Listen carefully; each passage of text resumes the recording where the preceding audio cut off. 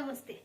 ప్రేమ, అవమానం, త్యాగం మరియు ప్రతీకారం ఈ నాలుగింటిని కూడా అనుభవించినటువంటి మహిళ కథే అంబ కథ. ఇందుకే అంబ ఎవరు? కాశీరాజుకి జన్మించినటువంటి ముగ్గురు కుమార్తెలో పెద్ద కుమార్తె అంబ.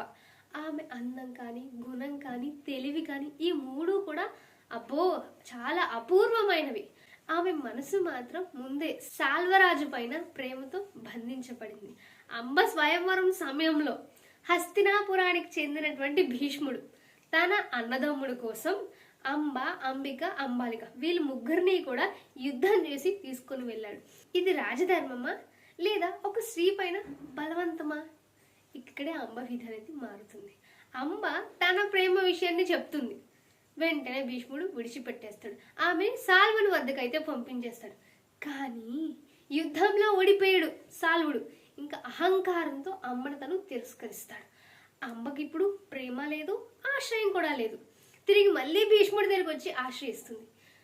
నన్ను వివాహం చేసుకోండి అని, నేను బ్రహ్మచర్య వ్రతాన్ని నేను తీసుకున్నాను అని భీష్ముడు తిరస్కరిస్తాడు.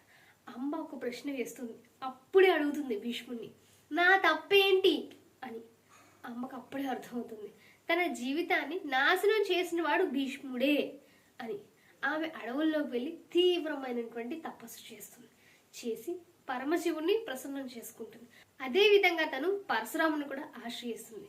తర్వాత శివుని యొక్క వరం తనకి ఇవ్వడం జరుగుతుంది. నీ మరణానికి ఖచ్చితంగా కారణం భీష్ముడే అవుతాడు. ఆ వరంతో అంబ తర్వాత జన్మలోని శిఖండిగా అయితే పుడుతుంది. కురుక్షేత్ర యుద్ధంలోని శిఖండిని ముందు ఉంచి భీష్ముడు తన ఆయుధాలని విడిచిపెడతాడు.